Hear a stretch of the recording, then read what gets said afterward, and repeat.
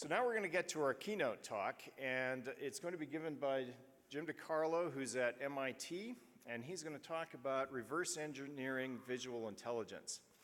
And when you think about that, he'll give you obviously all the details, but we do a lot of stuff where we talk about machine learning and AI and machines that look something like and act something like the brain, but in reality we're not that sure how the brain works, and that's what Jim and friends are doing at MIT, is actually figuring out how it works, what it does, and he's going to tell us about that.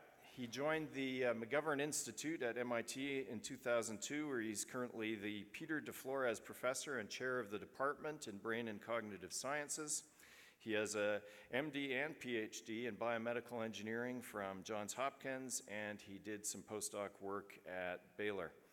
So he's an extremely well-educated and intelligent guy, and he's going to tell us all we need to know in 40 minutes. Or he'll tell us enough to keep us interested, and afterwards we can learn more from him. So let's welcome James to the stage.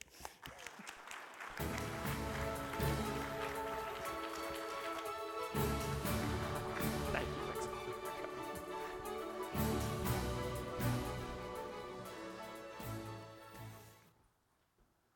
All right. See if I can get up here. Thank you, Rob. Thank you for that great introduction. It's really, really a pleasure to be here to speak to this audience. I'm going to try to give you, over the next 40 minutes or so, I can't tell you everything about the brain, but I'm going to try to tell you a story about how our understanding of a foundational piece of primate visual intelligence and how that story has evolved really over the last decade or so. As many of you are probably not aware of that story. And along the way, I'm going to try to point out that many of you probably have contributed to this story, even if you haven't realized that you've contributed, and also try to highlight, even more interestingly, that many of you may be able to contribute to deepening that story to other aspects of intelligence. And that's what I'm really excited about, is this intersection between science and engineering that I'll try to highlight today. So I framed my talk reverse engineering, and I should tell you, what do I mean by reverse engineering? Because I know that means different things in different communities. So for me, what this means is our goal is to account for each ability of the mind. And by that, we mean broadly some intelligent behavior that we humans exhibit, using only components of the brain. So think connected neurons, for instance, artificial neural networks, in the language of engineering. So these are things that you could simulate, implement in hardware. Now notice that this is usually the domain of science, say brain and cognitive sciences, making measurements, trying to understand what's going on. This is, of course, the domain of engineering, and much of the work of this conference, I think, is focused on these kind of activities, software, hardware, and so forth, building things. Now, what's exciting now is that both of these communities are interested in building intelligent systems with tools that are brain-inspired, again, neural network models. And that is hypothesis generation for the brain and cognitive sciences, and we hope sort of informs technology on the engineering side. So this virtuous cycle that I'm indicating with these arrows is what I'm going to try to highlight for you today with one example. My talk today is about just one component of visual intelligence, and I'll show you that in a minute. And before I get into it, I need to acknowledge the men and women who actually do the work that I'm going to present. I'm presenting a lot of work from my lab. These are the folks in my group that do the work at MIT. I want to especially highlight my collaborator, Dan Yeamans, who was a postdoc and now is at Stanford. And I want to highlight my funding sources, especially SRC and the JUMP program, who is supporting this work through a CBRIC program, who Kaushik Roy is our leader of that program. So much of that work has been supported by these folks and others. Okay, so how does this story start? In about 2002, when I started my lab, we were really interested in, could we reverse engineer human visual intelligence broadly? That's a huge problem. We knew we couldn't do that right away, so let's boil it down to something simpler. So just asking what's in this scene, where are the cars, where are the people, what will happen next, where is it safe to walk? These are the kind of questions that you'd like to be able to answer, and many, many others. We've not figured out yet how the brain answers all these questions, but we've made progress on some of the ones here on the left, and I'll show you that next. To teach you about the brain, you first need to realize that when primates see, we don't take in that whole scene at once, but you really, suppose you were looking at this point right here, you have high acuity in the center of your gaze that I'm illustrating by whiting this out here. So the central 10 degrees of gaze, which is about 2 hands at arm's length, that's where you see best. That's the part of the image that's going to be brought to the brain processing system that we study that I'll tell you about in a minute. You don't then just stare right there, of course, but unbeknownst to you, you're making lots of eye movements around the scene to sample it. These are rapid eye movements called saccades, and then you dwell for a couple hundred milliseconds at each location that you choose to sample. You see when you're dwelling, not when you're moving. So this produces these kind of 200 millisecond snapshots, which is your approximate dwell time at each location. So now we have a sort of bioconstrained building block of how you understand a scene, and I'm going to focus on just even the central object in that fixation point as a goal. And here I'll give you a demonstration of how this might feel just extracting those images if you just sort of fixate here and sort of notice what you can see. Okay, those are glimpse shots out of that scene just cut. I hope that you could notice that you could recognize things like, hey, there was a car, there was a person, there was a sign, even in those just 200 millisecond glimpse. So that's your visual system at work, extracting objects very quickly and powerfully. That we call core recognition. This, again, is a component of visual intelligence. I hope you can see how that could be built up into a larger system, but also understand I'm not talking yet about all of visual scene understanding, about this one component called core recognition. And that's what we've been studying for really more than a decade. So we study this just to orient you with images, things of both synthetic images with high view variation of objects on uncorrelated backgrounds, also photographs, for instance, MS COCO. We typically have subjects try to categorize images. This is just an example of a categorization task with a 10-way categorization task is just one example. But just to orient you to the kind of stimuli that we use. And the way we might typically run a subject might go like this. You have a human subject, fixate a spot here, might present an image, and I'll do this with you. What'd you see? You either choose left or right. Hopefully most of you said that was more like a face than a car. Try another one, probably more like a bird than that. You can do it with natural images. Okay, that was more like a bird than that. Okay, you do that quite readily. I didn't have to pre-cue you as to what kind of objects you were going to see. And you can actually do this quite well, but you're not perfect. And so that's you, primates, all of us, Homo sapiens. I'm talking about one test of intelligence called core visual recognition, and I'm saying we're pretty good at it, not perfect. In fact, if we looked at computer vision systems in 2010, we were far better than computer vision systems at the time. And so this species trumps this species at that point in time. Now, I want to introduce to you another species that's a rhesus monkey species that we study in my lab. And I'll show you that in a minute, but before I do that, I want to introduce you to the monkey species and why we do this. So this is a non-human primate working in his home cage, doing exactly what you just did, but he's triggering the screen with a touchpad, triggering a test image, and then choosing among two objects. So he's getting a complex image at this is about 8 degrees for him, and he's choosing one of those two objects, and green means he's getting it right. So you see he's mostly getting green squares. Sometimes he'll get a black that he got one wrong, but they do this quite well, quite rapidly. Okay, so what's interesting about this is when you collect a lot of primate data this way, and a lot of non-human primate data and human primate data, and you compare them, and this is sort of 24-way object categorization, pairwise categorization. I don't want you to focus on the details. What I want you to see is that the color maps, which indicate the performance on individual binary tasks, are very, very similar, both in amplitude and in pattern of what's easy and what's hard across these two species. So in other words, this species is statistically indistinguishable from this one, at least in these kind of tasks. So these two primates are almost equivalent with regard to these kind of visual intelligence tasks, and again, far better than computer vision systems. Why am I doing all this, switching you to the monkey when we want to understand the human? Well, now that I have a model that behaviorally is really interesting, just like you and I are interesting, we have much better access to this model in terms of fulfilling the reverse engineering mission. So of course, we'd love to understand this human brain. We study this rhesus monkey brain shown here.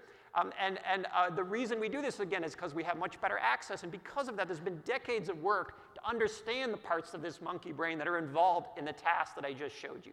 So these areas that are involved are especially called the ventral visual stream, which are these series of brain cortical areas, V1, V2, V4, and IT.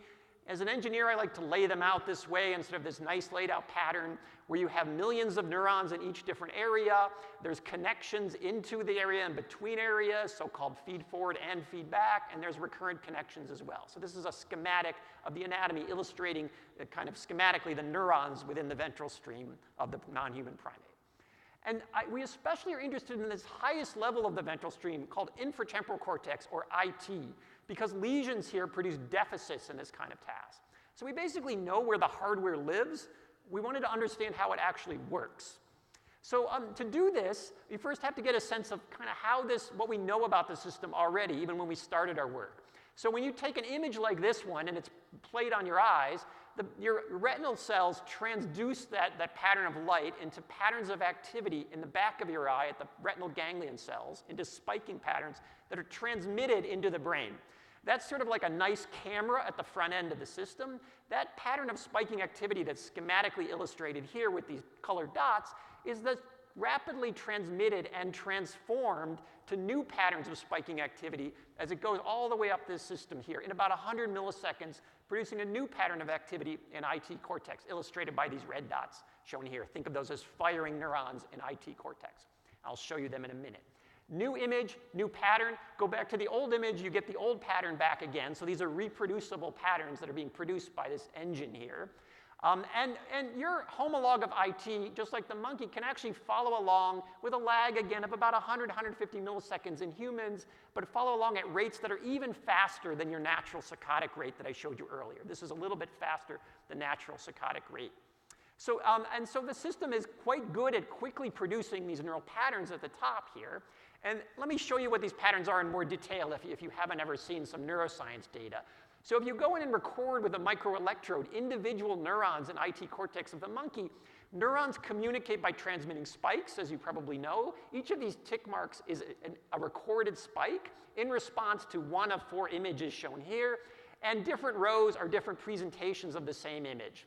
And all I want you to see is that this particular recorded site in IT responds well to this image, and you can see a latency of about 100 milliseconds, and then a bunch of spikes, and another bunch of spikes. Not as much to these 2 images.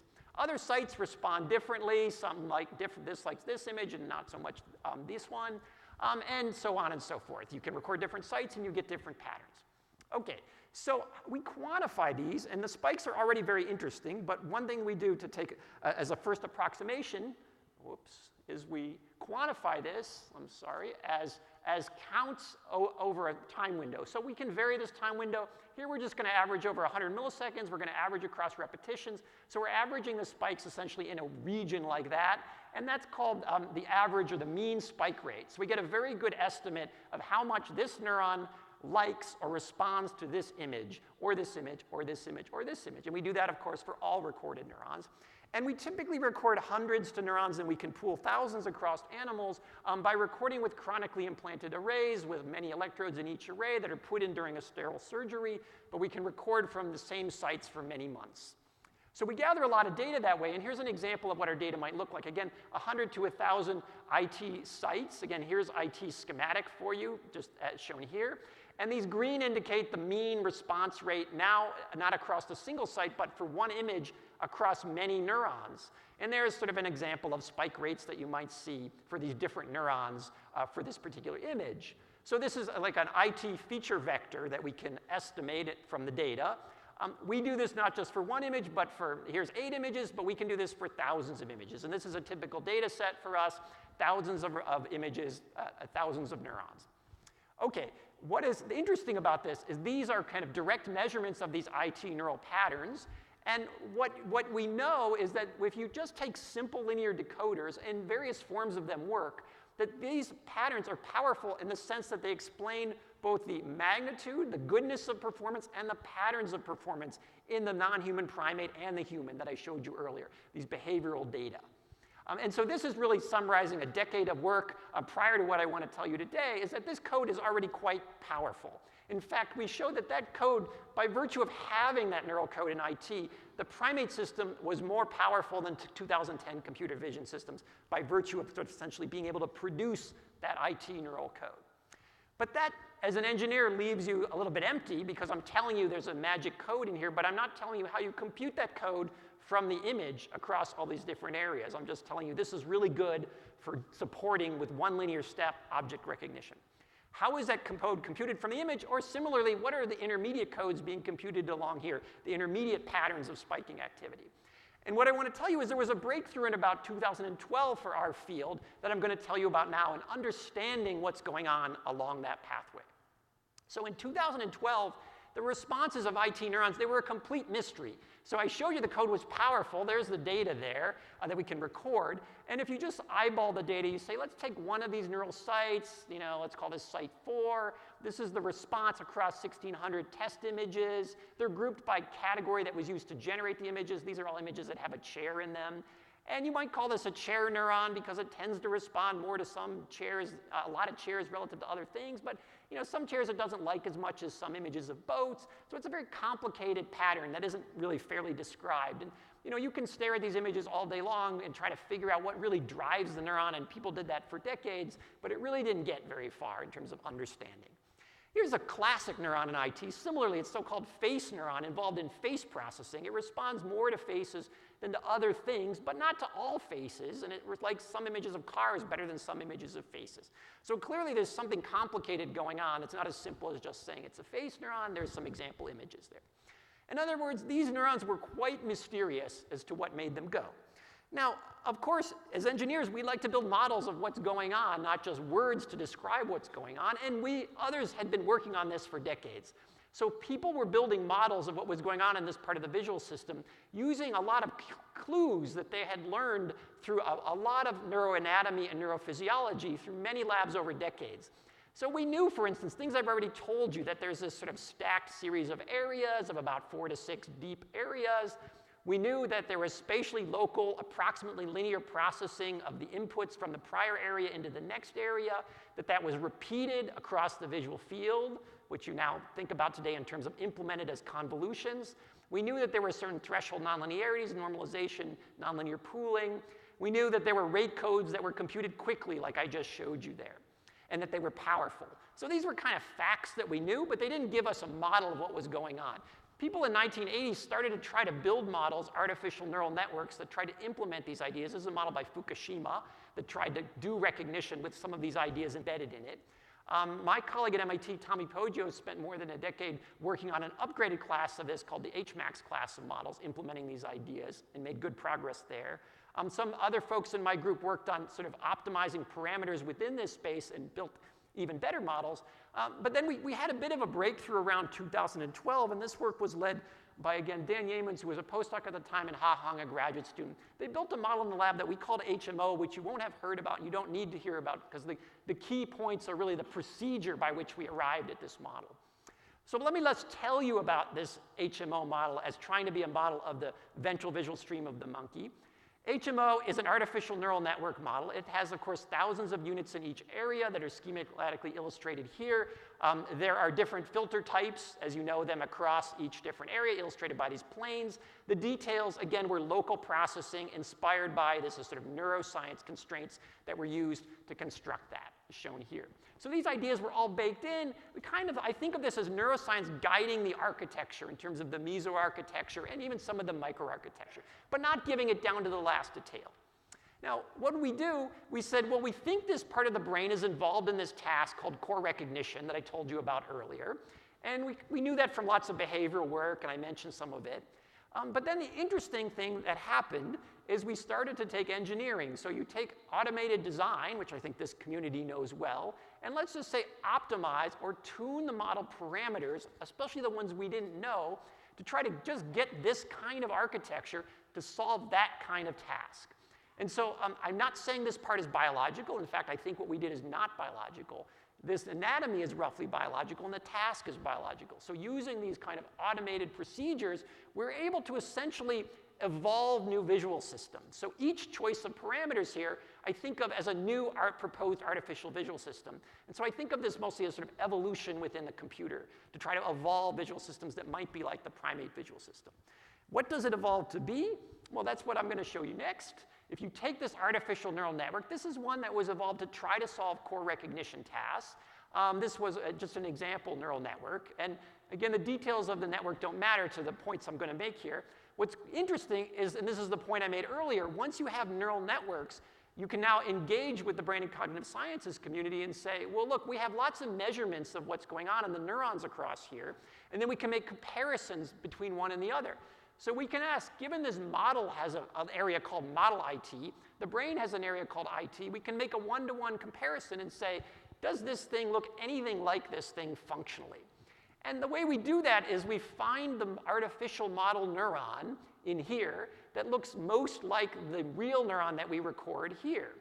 And when I say looks like, what we're doing is we take some of the response data from the brain that we've measured from IT, we use it to build an alignment across the two systems, and then we test predictions on held out data.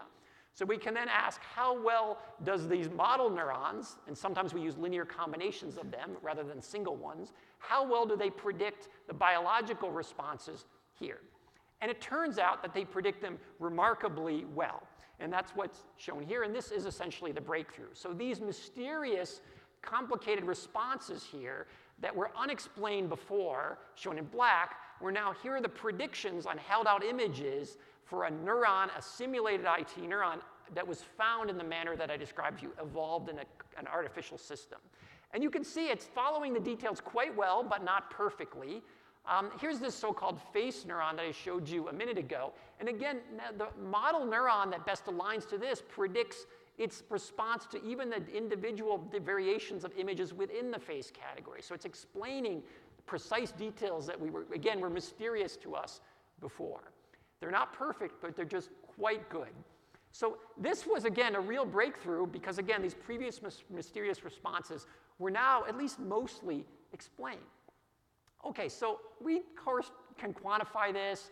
We had about 50% explained variance here, so again, halfway there or so. A little bit more in this intermediate area V4 when we make these comparisons. We later looked at the behavior image by image very carefully. We're at about 80% match there on behavior or so quite good. Others, Andreas Tolias at Baylor and Matthias Bethke, have looked at V1, which was an area that neuroscientists had thought they'd modeled well with bottom-up approaches. This kind of top-down optimization approach produced an artificial V1 that was an even better match to real V1 than those previous bottom-up approaches within neuroscience. And if you're interested in this and you have models of vision that you're interested in building, I refer you to this site, BrainScore, that we put together where we assemble a lot of these data if you'd like to see where current models stand on these kind of brain measurements across many different measurements. And I would love to have people contribute to that. Okay, for this community, a big picture message that I want you to have, beyond we found a specific model that was quite good, or actually a whole family of models that were quite good, is shown on this slide. So what's going on here is I'm plotting accuracy on something that we would usually call an engineering or an artificial intelligence goal, like accuracy on kind of ImageNet, think about that, computer vision tasks. This is something a neuroscientist like me might be interested in. I want a good model of my brain neurons. This is a fit to IT. And what you see here is a whole family sort of examples of models that were drawn from that ventral stream-inspired deep CNN family that's shown here. That's kind of, again, inspired by science, this entire family. And you should notice that there's a correlation, that the better you are on this task, the more you look like the brain's internals. And so what you can think about what I just took you through is we really just took more engineering and optimized within an architectural space to do better on these kind of tasks using, again, engineering tools of optimization. And that led us to this model that was about 2012, and that explained about half of the explainable variance in IT. So we made this boost in fitting the brain by doing good engineering. At least that's how I like to think about it. And this is actually a virtuous cycle because, of course, these engineering models have value on their own, and this helps the brain, and so forth. So this is kind of a nice intersection that I'll expand on in a minute. In a big picture, what was going on is brain and cognitive scientists like myself were trying to build these models, and meanwhile, computer vision and others were doing many different things, but at some point, the folks that were sticking with neural networks kind of took over this field, and there was essentially a convergence of model building, because you can see the models I described for you are very similar to the ones that you know about today for computer vision and beyond deep artificial neural networks. And again, in around 2012, they have took over computer vision and expanded well beyond computer vision at this point. What's interesting now is that because those fields are kind of merging, we can now use new generation vision models that have even higher accuracy to ask, are they even better models of what's going on in the visual system? And so let me give you a sense of that here. So this is what the slide I showed you a minute about. So you might think brain scientists might just sit back and wait for engineers to just further optimize this model, and they'll naturally build a better model of the brain even without measuring anything in the brain. So you just keep optimizing, and maybe you'll do better. Well, here's an updated plot. This is a little more recent, where now I'm showing you the same style of plot where you've got an AI engineering goal on the bottom and a neuroscience goal on the left, and you see this correlation that I showed earlier. Now, it turned out that the breakthrough model in artificial neural networks for vision, AlexNet 2012, was actually a better model of IT neurons than the model that we had built in our own lab trying to fit the neurons. And that was because it was doing better object categorization performance, so it was higher up on this curve. So, and we showed that here, and so one way to sort of think about this is for a bit, engineers, maybe many of you in this room, were effectively implicitly doing brain science by building better artificial neurons in the style of the brain. But this doesn't continue forever, and it would have been surprising if it did. Here's some more recent models. They're higher performing, but they're not any more brain-like, at least by the measures that we use to measure them as being brain-like. So that is not clear that brain science can just sit back and wait for engineers to deliver an answer. And when you think about that for a while, it must be true at some point, and that point has already kind of happened. So we need to inject more constraints from brain sciences. So a summary of what I've told you is that so far what I've told you is that it's a kind of glass half empty, half full story, as I like to say it. These are huge breakthroughs that these ANNs are now leading models of the primate visual system. They predict the internals, the neurons as I showed you, and I mentioned that they predict the behavior at actually fine grain quite well. And these brain-like machines are actually, as you know, they're among the highest performing computer vision systems available today, especially those newer generation ones that I briefly pointed out. So this is both advances in both science and engineering. But it's also a glass half empty because we can see that no existing deep artificial neural network looks like the actual deep artificial neural network, a real neural network within the brain. It doesn't pass all our tests, and we already know that. So that's the half empty part. So there's still more work to be done. So what I've highlighted for you so far, back to this reverse engineering approach, is that there's been this intersection of both science and engineering working around neural network models that I think has been fruitful for both fields. And I don't have to take you through, I'm sure all of you are aware that deep neural networks have essentially taken over many aspects of AI and artificial vision, self-driving cars, natural language processing, well beyond vision problems. And you don't need to hear about that from me because I'm sure you're well versed in that. What you might want to hear about from me, and what I thought to focus on, is there's this pushback the other way, that these models are now informing our science more. So I'm going to talk a little bit about one example of that. So one way they're informing our science is that, of course, these are the best models, as I said. So that alone, you should be like, well, this is progress in a science because science is trying to build models of a system. But this has caused a debate in our field. And the debate goes like this. Does this really count as an understanding of brain function? We have a computational model, but do we really understand it, even if it's sort of a copy of the brain? And I think the reason that there's frustration here is what we're essentially using, and I speak to this community, essentially automated design techniques. We were tuning a lot of the parameters in a computer and letting it kind of come up with something that worked well. And that led us to a solution that was good. And this is frustrating because this is not engineered kind of rational design. This is sort of automated search that arrived at an answer. So rather than debate whether this counts as understanding or not, we turned this around and said, what can we actually do with this so-called, whether we want to call it understanding, what can we do with it as it stands today? And just a few weeks ago, we published this paper called Neural Population Control, and this is by Puya Bashivan and Koidish Kar, postdocs in the lab, who did this work. And I want to take you through this story here because I'm quite excited about what we can do with this. So if you think about it, if we have models of the neurons deep in the brain, and this is visual area V4. Earlier I was talking about IT, but now I'm one level back in V4. If we have these models, and this is kind of a schematic of a very vanilla CNN up here, and we have predictive models. Because we have a model, even if we don't understand it, it's implemented in a machine so we can invert it and optimize against it. So we can do things like design stimuli that will try to push the neurons to a neural state that we as experimenters desire the brain to be in. So we just say, I'd like this neuron to be active in some way, or this set of neurons to be active in some way. Please use your knowledge of embedded in the model to find stimuli that push this brain into that state. And so these are called controller images. And again, they're found by another type of automated design optimization. And of course, then we can go, as experimentalists, we can't just assume this is going to work, but we're going to go and measure how well we're able to move these neurons around by designing stimuli completely novel stimuli to try to move them into interesting parts of their response space?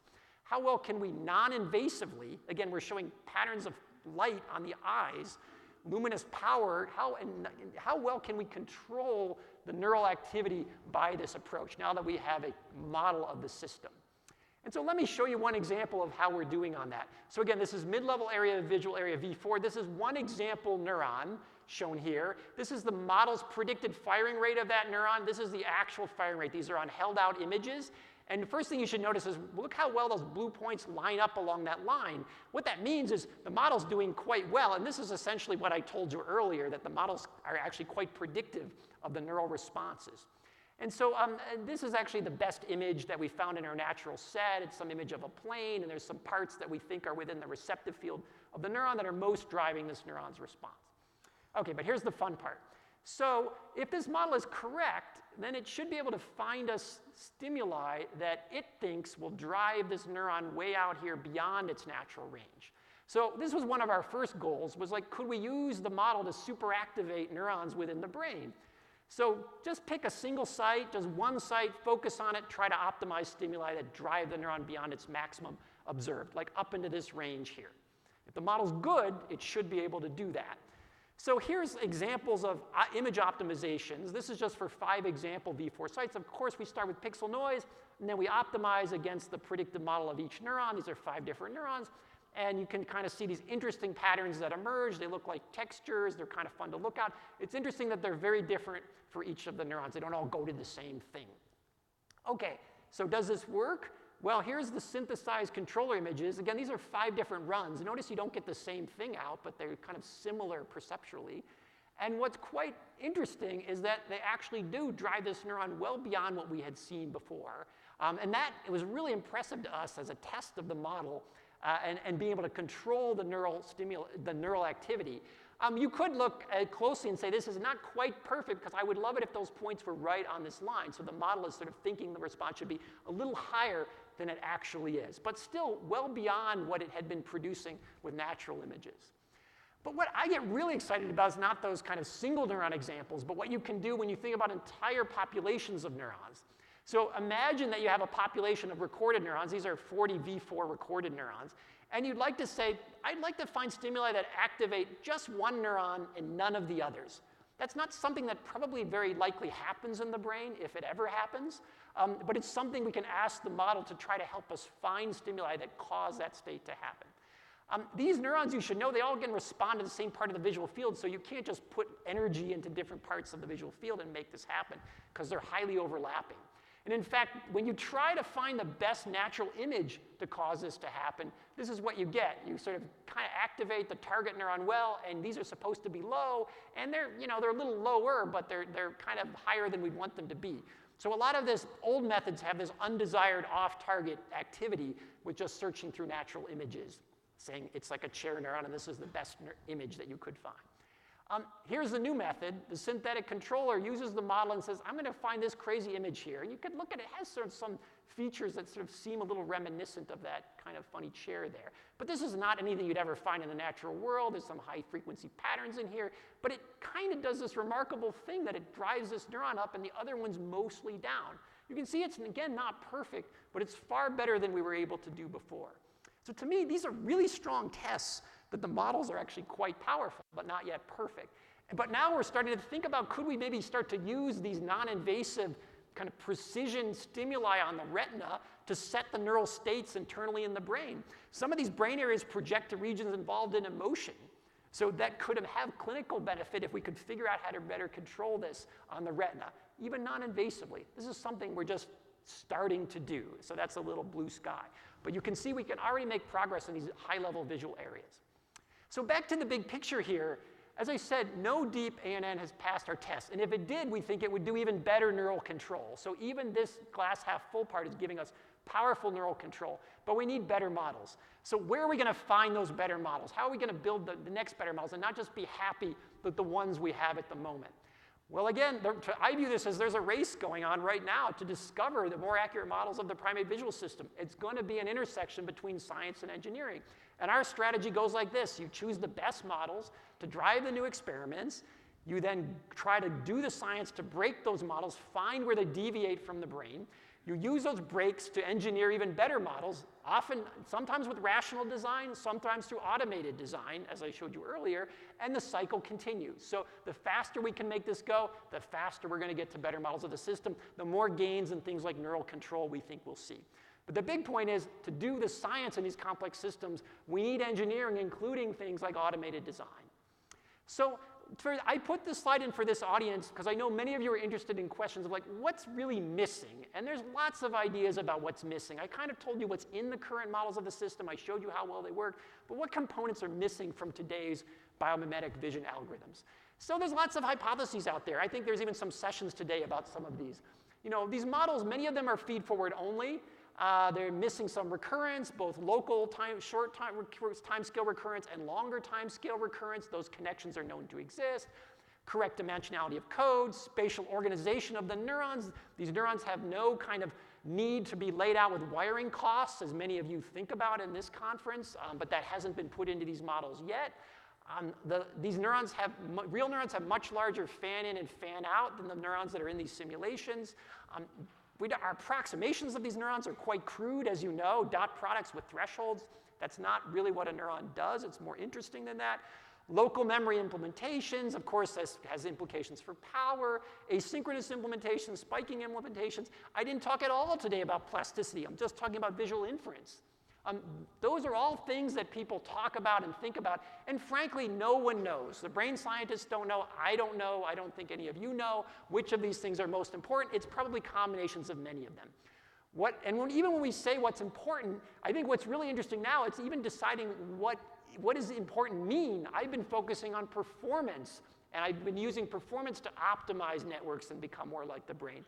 What's exciting now, and I think this community, again, I think this is what many of you do, is think about, let's just not optimize performance, but let's optimize wiring costs and performance jointly, or power needs. These are things that we're only just starting to do, but the evolution, of course, had to optimize not just this, but had to deal with these as well.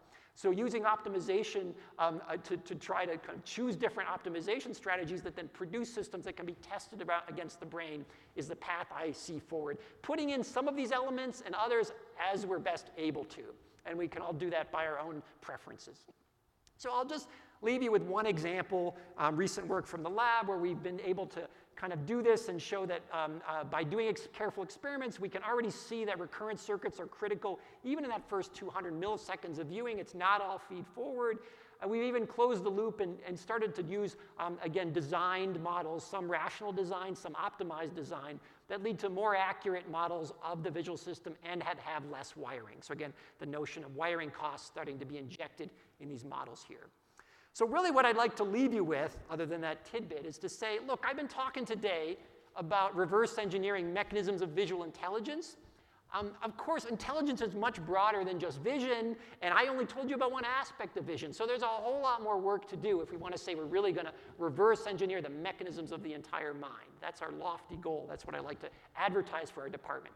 I've been talking mostly about creating the intersection with artificial intelligence a little bit implicitly in my talk. MIT is pursuing that through something called the Quest for Intelligence. But what I really want you to take from this notion, what I've tried to tell you today is that, look, if you can reverse engineer the mechanisms of the mind, it's not just about AI. It's about things like ameliorating brain disorders, and I gave you some hints of how we're starting to think about how we might have impacts there, transforming education. And if you really think about it, this is really the last great science quest to understand how 100 billion neurons make each of us who we are. Thank you.